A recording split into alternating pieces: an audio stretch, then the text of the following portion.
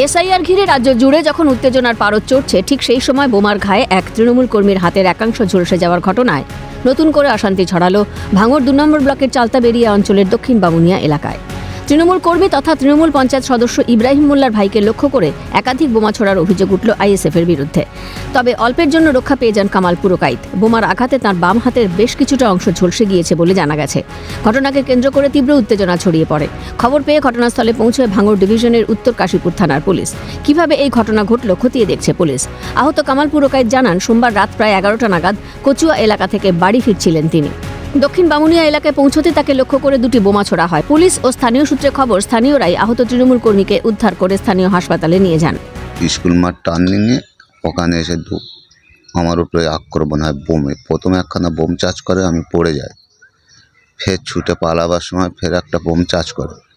ফোনতে ছুটা পালাবার পরে আমার ওই খালাতো ভাই আশাবুদ্দিন দোকান আছে, ওই দোকানে গিয়ে আমি ওখানে অজ্ঞান হয়ে যাই।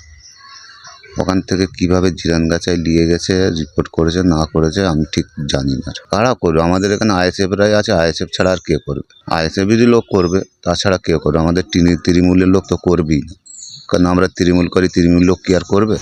রাতের অন্ধকারে পরিকল্পিতভাবে তৃণমূল কর্মীদের ভয় দেখাতেই আইএসএফের দুষ্কৃতীরা ওই হামলা চালিয়েছে, দাবি তৃণমূল পঞ্চায়েত সদস্য ইব্রাহিম মোল্লার।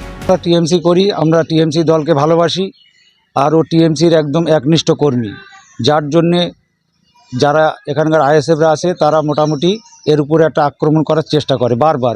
গতকালকে যে ঘটনাটা ঘটেছে, এটা আইএসএফরা পরিকল্পিতভাবে একটা দুর্ঘটনা করার চেষ্টা করে। দেখতে পাইনি কে বা কারা মেরেছে, কিন্তু যেখানটা মেরেছে আমরা উপলব্ধি করেছি সেখানে পুরো আইএসএফের বাড়ি, সেই গলি থেকেই তারা বার হয়েছিল, এতটুকু শুনেছিলাম।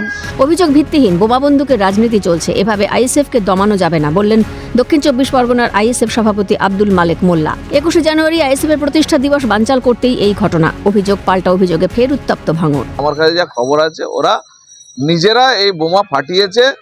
আইএসএফের সমর্থকরা যারে বেশি বেশি করে যাতে কলকাতায় না যেতে পারে, তার জন্য একটা আতঙ্কের পরিবেশ তৈরি করার। আমি আরও খোঁজ নিচ্ছি, যদি অন্য কিছু তথ্য পাওয়া যায় সেটা আমি বলবো। বোমা বন্দুকের রাজনীতি যেটা শুরু করেছে, মানুষকে যে ভয় দেখানোর জন্য যে অপপ্রচেষ্টা চালাচ্ছে, এই ভয় আতঙ্কে আইএসএফকে দমাতে ওরা পারবে না।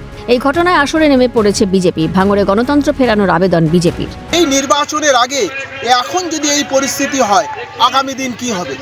মাননীয় মুখ্যমন্ত্রী এবং পুলিশ মন্ত্রীকে অনুরোধ করছি, ভাঙড়ে গণতান্ত্রিক পরিবেশ ফিরিয়ে দেওয়া হোক, শান্তিপূর্ণ সহাবস্থান হোক, এবং এই চক্রান্তকারী যারা আপনার দলের লোকেরা, এই বিরুদ্ধে সাধারণ মানুষ কিন্তু আগামী দিন সোচ্চার হবে।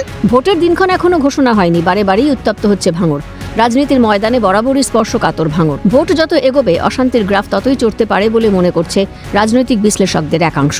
হরিপদ মণ্ডল ও রহমান কাজীর রিপোর্ট, ক্যালকাটা নিউজ।